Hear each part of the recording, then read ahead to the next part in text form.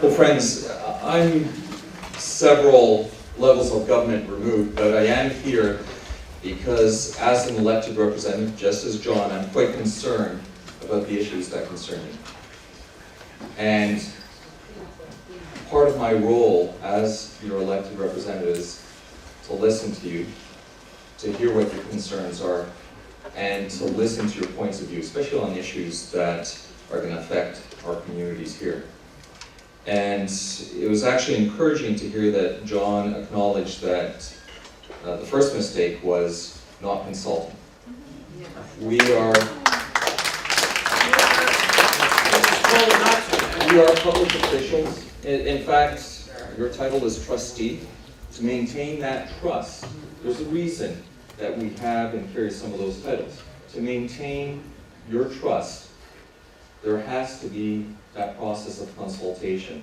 But there's a second issue here, and I'm here listening, learning. I've actually gone down to the park to walk through the park, the woodlot, because I live in a different part of Etobicoke. But there's a second issue here as well. That property was acquired for the collective use of this particular community and neighborhood.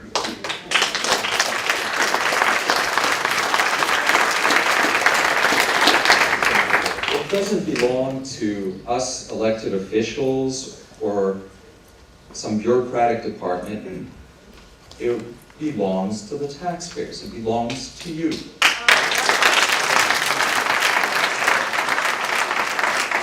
And I see similar things happening at all levels of government. People sometimes lose that particular perspective. And it was interesting listening tonight because it was acquired for the future use of the children of this neighborhood.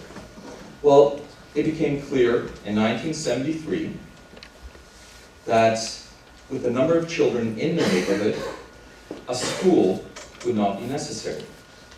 If it's not to be used collectively by our children as a school, let's guarantee, through a change in zoning, that this collective asset that belongs to this community is maintained for the children and for everyone collectively as a park. That showed tremendous foresight in 1973.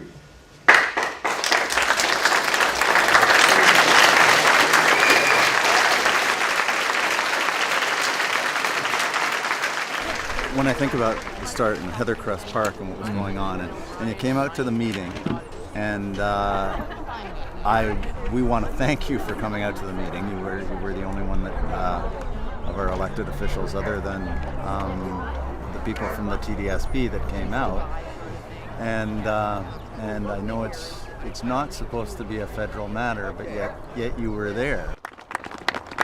Now I'd like to introduce our federal member of parliament for this area. I'm sure you know him all as well, Borys Wrzesnewskyj.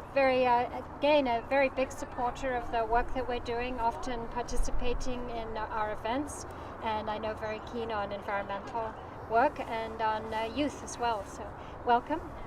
Thank you, Susanna and Chandra. And most of all, I'd like to thank all of you for coming out today. You know, it started off as Earth Day. And over this past decade, it's transformed into Earth Week, and in fact, Earth Month. And it's so encouraging when you look around. I see 3 generations of community that have come together here today. And Susanna mentioned that there's a stewardship that you've taken on.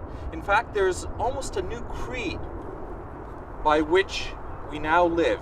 There's a new understanding.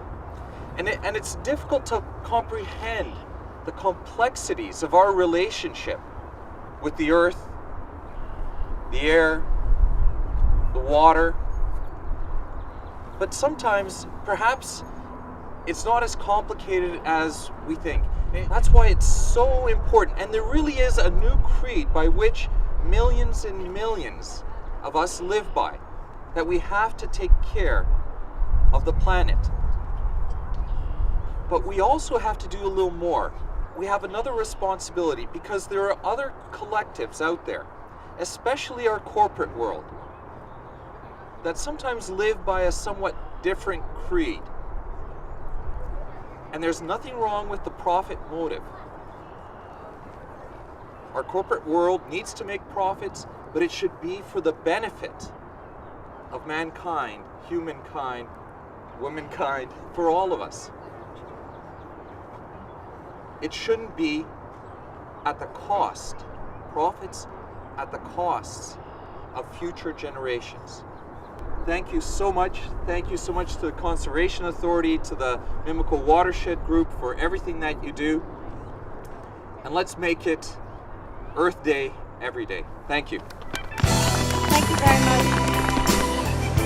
And thank goodness that in this community, we had neighbors that came together and realized what they had and that it was about to go.